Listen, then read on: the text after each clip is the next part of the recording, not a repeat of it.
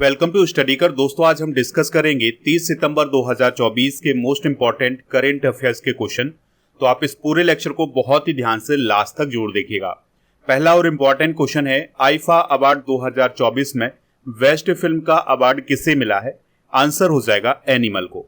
तो दोस्तों अभी हाल ही में आईफा अवार्ड समारोह 2024 का आयोजन 28 सितंबर को अबू धाबी यूएई में किया गया था, जिसको होस्ट किया था शाहरुख खान, करण जौहर और विकी कौशल ने।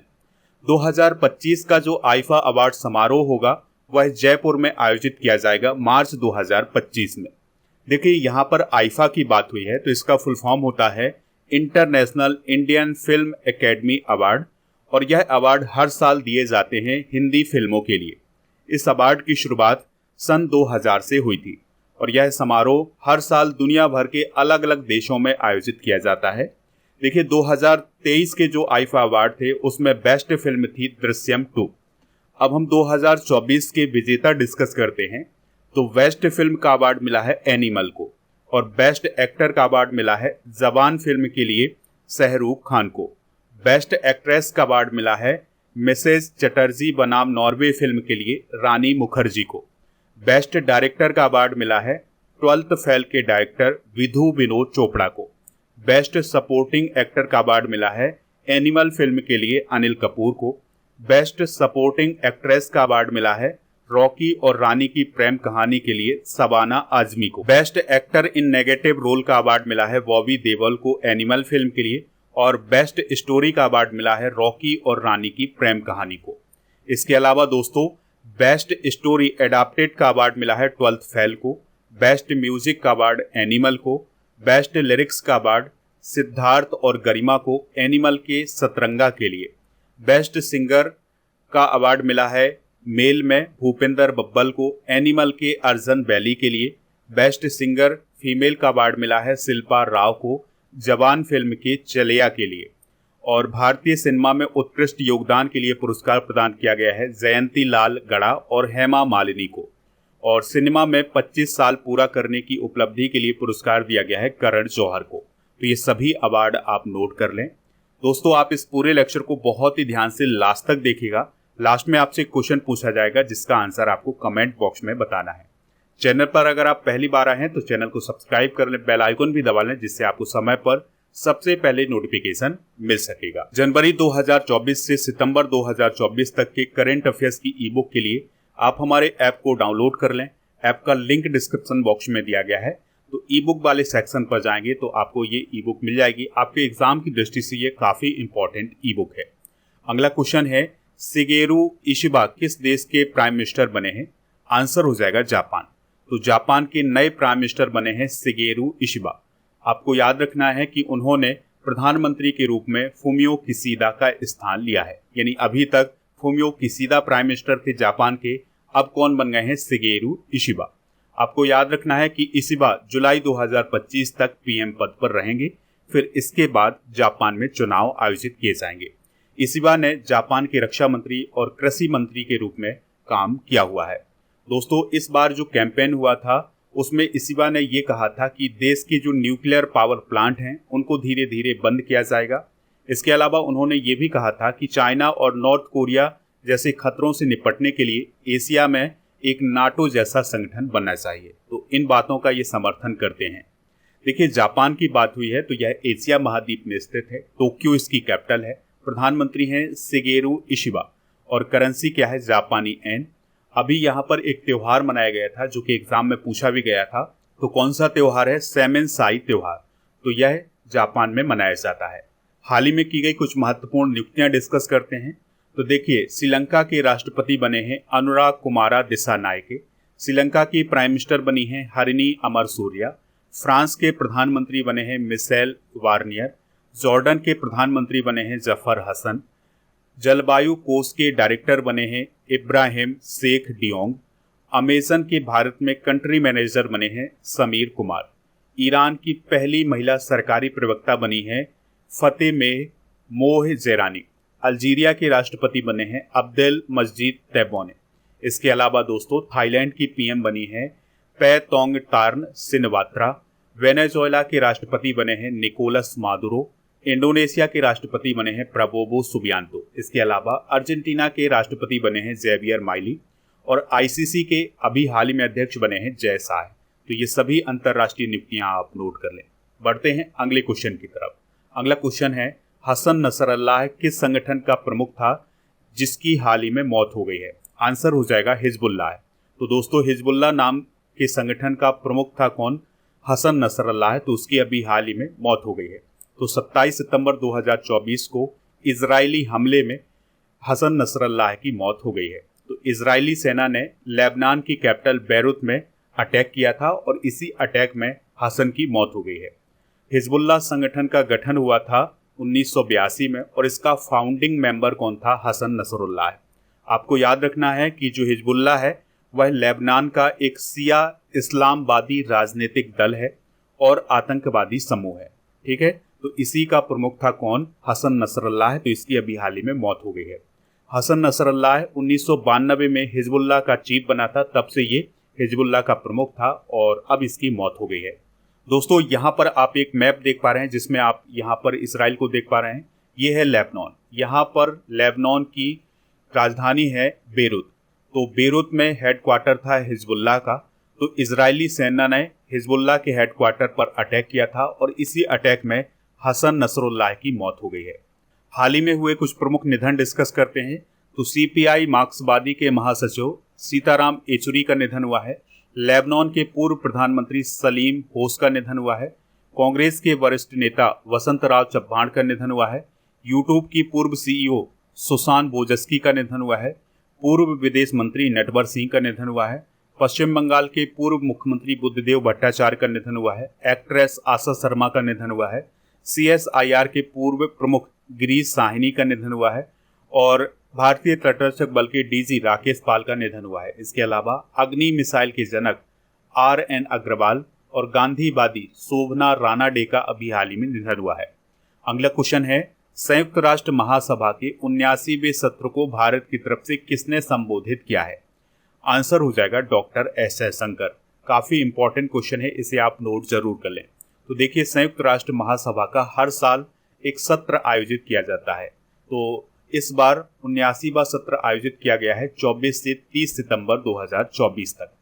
तो भारत की तरफ से डॉक्टर एस जयशंकर ने इस सत्र को संबोधित किया है। चूंकि प्रधानमंत्री को जाना था लेकिन उनका कार्यक्रम रद्द हो गया, फिर उनके स्थान पर डॉक्टर एस जयशंकर को नियुक्त किया गया था संयुक्त राष्ट्र महासभा के 79वें सत्र में भाषण देने के लिए। दोस्तों विदेश मंत्री डॉक्टर एस जयशंकर ने कहा है कि पाकिस्तान की सीमा पार आतंकवाद की नीति कभी सफल नहीं हो सकती, यानी उन्होंने पाकिस्तान पर अटैक किया है। इसके अलावा उन्होंने पीओके से पाकिस्तान का अवैध कब्जा खाली कराने की भी बात कही है। देखिए संयुक्त राष्ट्र के बारे में कुछ बेसिक जानकारी डिस्कस करते हैं। तो इसकी स्थापना 24 अक्टूबर 1945 को हुई थी। 193 इसके मेंबर हैं और इसकी लैंग्वेज है रूसी, अंग्रेजी, फ्रेंच, अरबी, चीनी और स्पेनिश। इसके महासचिव हैं एंटोनियो गुटेरस। इसका मुख्यालय है न्यूयॉर्क, अमेरिका में। इसका उद्देश्य है अंतर्राष्ट्रीय शांति को बढ़ावा देना। देखिए दोस्तों संयुक्त राष्ट्र के 6 प्रमुख अंग होते हैं। तो उन 6 प्रमुख अंगों में से एक अंग होता है संयुक्त राष्ट्र महासभा। तो संयुक्त राष्ट्र महासभा का हर साल एक सम्मेलन होता है जिसमें देशों के प्रतिनिधि शामिल होते हैं। ठीक है, तो इस बार 79वां सत्र आयोजित किया गया था और 79वें सत्र के अध्यक्ष बने थे फिलेमोन यांग, जो कि कैमरून देश के हैं। अगला क्वेश्चन है, हेलेन तूफान से किस देश में 52 लोगों की मौत हो गई है? आंसर हो जाएगा अमेरिका। तो देखिए अमेरिका में एक चक्रवात आया था जिसका नाम था हेलेन चक्रवात। तो इसके कारण अमेरिका के 5 राज्यों में अब तक 52 लोगों की मौत हो गई है और यह चक्रवात मैक्सिको की खाड़ी में आया था। तो मैक्सिको की खाड़ी में यह तूफान 100 साल का सबसे बड़ा तूफान था। अभी हाल ही में जापान में भी टाइफून सांसान और एम्पिल तूफान आया था। टाइफून गैमी इस साल चाइना में आया था और दोस्तों चक्रवात अल्बारो इस साल मेडागास्कर में आया था। तो ये चक्रवात भी आप नोट कर लें जो कि 2024 में आए हुए हैं। देखिए दोस्तों यहाँ पर आप नॉर्थ अमेरिका महाद्वीप का मैप देख पा रहे हैं। तो ये है गल्फ ऑफ मैक्सिको यानी मैक्सिको की खाड़ी और ये है यूनाइटेड स्टेट ऑफ अमेरिका। तो देखिए यहीं पर हेलेन चक्रवात आया था। तो इस चक्रवात ने यहाँ के राज्यों को सबसे ज्यादा प्रभावित किया है। अगला क्वेश्चन है ग्लोबल इनोवेशन इंडेक्स 2024 में भारत की रैंक क्या है? आंसर हो जाएगा 39। तो देखिए ग्लोबल इनोवेशन इंडेक्स 2024 को अभी हाल ही में जारी किया गया है। तो इसमें भारत 133 अर्थव्यवस्थाओं में 39वें स्थान पर है, जबकि 2023 में भारत इसी इंडेक्स में 40वें स्थान पर रहा है, यानी कि एक पायदान का सुधार किया है भारत ने इस वर्ष। तो दोस्तों आपको याद रखना है कि ग्लोबल इनोवेशन इंडेक्स को 2007 से हर साल जारी किया जाता है विश्व बौद्धिक संपदा संगठन के द्वारा। 2024 में ये जो इंडेक्स जारी किया गया है इसमें स्विट्जरलैंड को पहला स्थान हासिल हुआ है और अफ्रीकी देश अंगोला को 133वां स्थान हासिल हुआ है, यानी पहले स्थान पर स्विट्जरलैंड, 39वें स्थान पर भारत और 133वें स्थान पर यानी अंतिम स्थान पर अंगोला है। दोस्तों इस इंडेक्स में कुछ और आंकड़े पेश किए गए हैं जिसमें यह बताया गया है कि भारत 38 निम्न मध्यम आय समूह अर्थव्यवस्थाओं में टॉप स्थान वाला देश है। मध्य और दक्षिणी एशिया की 10 अर्थव्यवस्थाओं में भारत को प्रथम स्थान हासिल हुआ है। तो ये आंकड़े भी नोट कर लें। इसी इंडेक्स में ये बताया गया है कि बेंगलुरु सर्वोच्च स्थान वाला भारतीय क्लस्टर है, जिसका विश्व में 56वां स्थान, दिल्ली का 63वां, चेन्नई का 82वां और मुंबई का 84वां स्थान है। ग्लोबल इनोवेशन इंडेक्स 2024 के टॉप 10 देश देख लेते हैं। तो स्विट्जरलैंड पहले, स्वीडन दूसरे, तीसरे स्थान पर अमेरिका, चौथे पर यूके, 5वें स्थान पर सिंगापुर रहा है। छठे स्थान पर फिनलैंड, 7वें पर नीदरलैंड, 8वें पर जर्मनी, 9वें पर डेनमार्क और 10वें स्थान पर दक्षिण कोरिया रहा है। बात करते हैं विश्व बौद्धिक संपदा संगठन की, यानी वर्ल्ड इंटेलेक्चुअल प्रॉपर्टी ऑर्गेनाइजेशन की। तो इसका गठन 1967 में हुआ था रचनात्मक गतिविधियों को प्रोत्साहित करने के लिए। इसका मुख्यालय जेनेवा स्विट्जरलैंड में है। 191 इसके मेंबर हैं। 1975 में भारत इसमें शामिल हुआ था। विश्व बौद्धिक संपदा दिवस मनाया जाता है 26 अप्रैल को। 2024 में जो वैश्विक बौद्धिक संपदा सूचकांक 2024 जारी किया गया था उसमें भारत का 42वां स्थान रहा है। अगला क्वेश्चन है विश्व हृदय दिवस 2024 कब मनाया गया है? आंसर हो जाएगा 29 सितंबर को। तो दोस्तों विश्व हृदय दिवस हृदय रोग के बारे में जागरूकता बढ़ाने के लिए हर साल मनाया जाता है। 2024 की इसकी थीम है यूज हार्ट फॉर एक्शन। यह दिवस पहली बार सन 2000 में मनाया गया था। देखिए हृदय के अध्ययन को हम कार्डियोलॉजी बोलते हैं। हृदय का भार लगभग 300 ग्राम का होता है। दोस्तों हमारे हार्ट में एक झिल्ली का बना हुआ एक आवरण होता है जिसे पेरिकार्डियम बोला जाता है। दोस्तों एक वयस्क मनुष्य का हृदय 1 मिनट में 72 बार धड़कता है, जबकि नवजात शिशु का 160 बार धड़कता है। ये फैक्ट आप नोट कर लें। सितंबर माह के प्रमुख दिवस एक बार रिवाइज कर लेते हैं।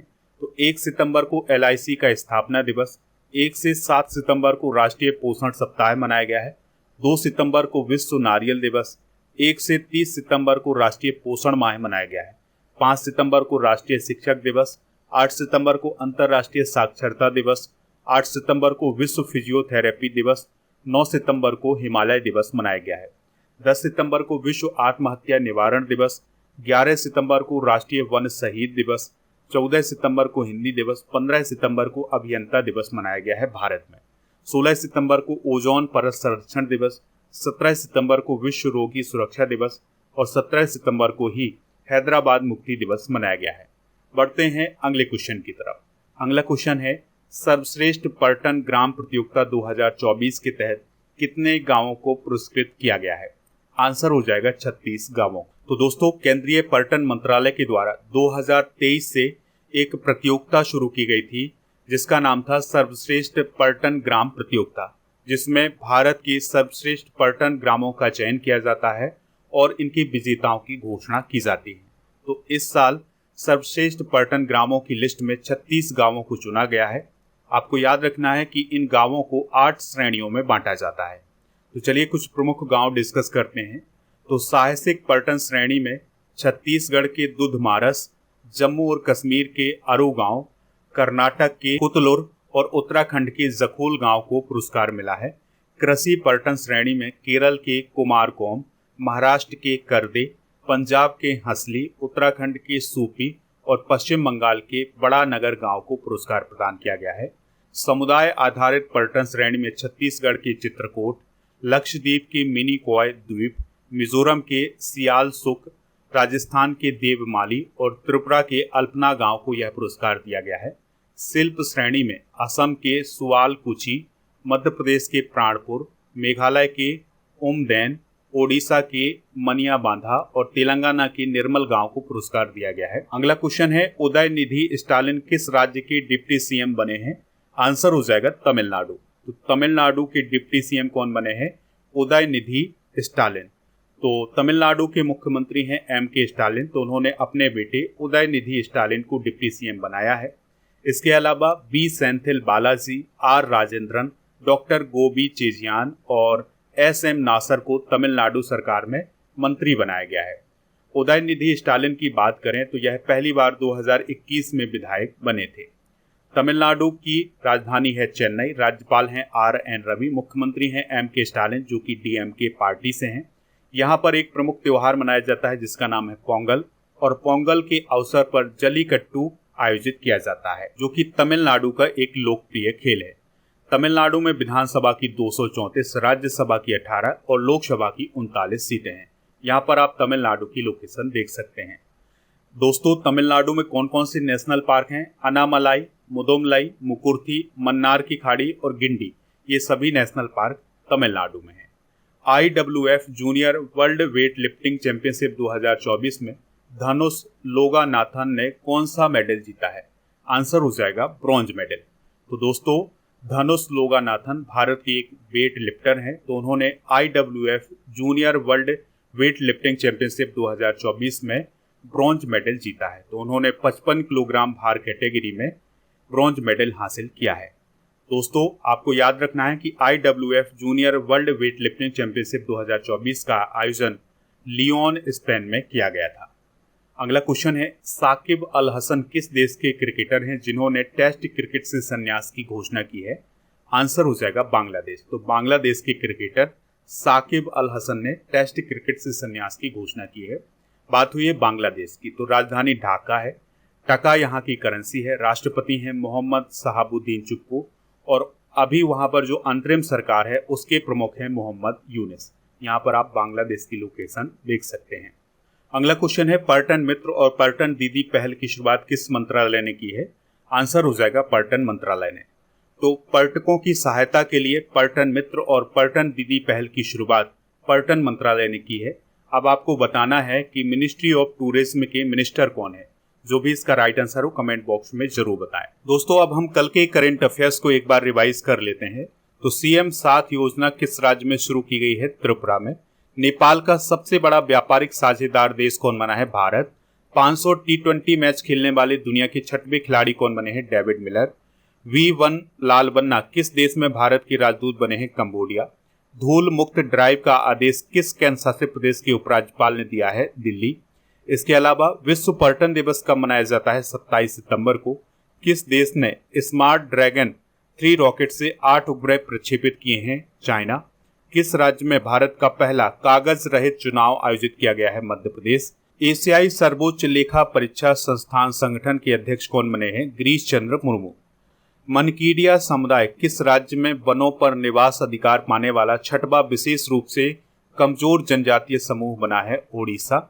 ग्लोबल एरोस्पेस समिट 2024 का आयोजन कहाँ किया गया है? अबू धाबी में। न्यायमूर्ति MS रामचंद्र राव किस राज्य के हाई कोर्ट के मुख्य न्यायाधीश बने हैं? आंसर हो जाएगा झारखंड। आज के जनरल नॉलेज के पिटारे में मिश्र धातु और उनके घटक डिस्कस करेंगे, जैसे पीतल तांबा और जस्ता से मिलकर बना हुआ है, कांसा तांबा और टिन से, स्टेनलेस स्टील लोहा क्रोमियम और निकेल से, स्टील लोहा और कार्बन से, डच धातु तांबा और जस्ता से, बेल धातु तांबा और टिन से, गन धातु तांबा टिन और जस्ता से, जर्मन सिल्वर तांबा जस्ता और निकेल से, टांका जिसे सोल्डर बोला जाता है ये टिन और सीसा से बना हुआ है, और मोनल मेटल तांबा लोहा और निकेल से।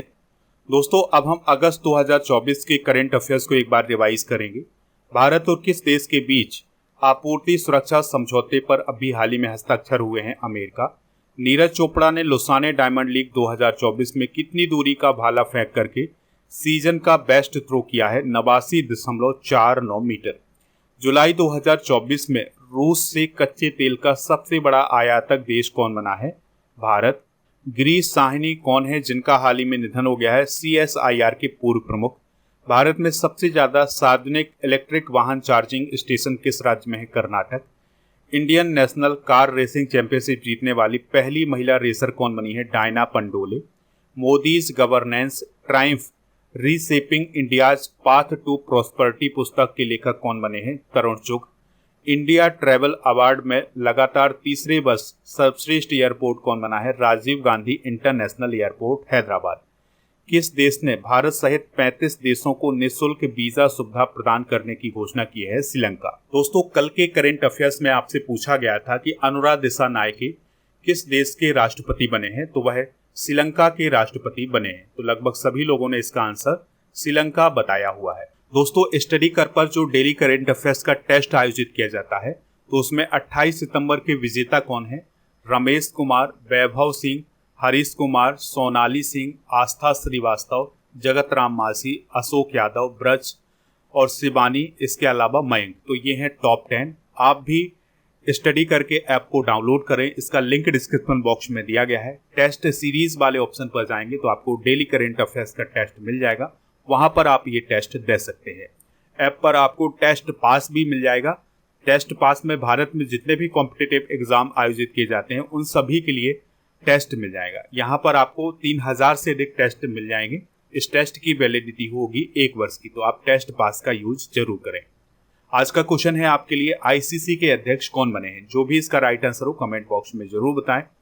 दोस्तों, स्टडी करके ऐप पर आपको अगस्त 2024 के करंट अफेयर्स की ई बुक मिल जाएगी, हिंदी इंग्लिश दोनों मीडियम में, और डेली करंट अफेयर्स का टेस्ट, मॉक टेस्ट मिल जाएगा। ई बुक वाले सेक्शन पर जाएंगे तो आपको करंट अफेयर्स की ई बुक के अलावा जीके की ई बुक भी मिल जाएगी, जैसे हिस्ट्री, पॉलिटी, साइंस, इन सभी की ई बुक भी आपको यहाँ पर मिल जाएगी। डेली करंट अफेयर्स के PDF के लिए आप हमारे टेलीग्राम चैनल को भी ज्वाइन कर लें। टेलीग्राम पर जाएं और स्टडी कर ऑफिशियल सर्च करें तो चैनल मिल जाएगा। चैनल को ज्वाइन करेंगे तो आपको PDF भी मिल जाएगा। आप हमारे व्हाट्सएप चैनल और इंस्टाग्राम पेज को भी फॉलो कर सकते हैं, इनका लिंक डिस्क्रिप्शन बॉक्स में दिया गया।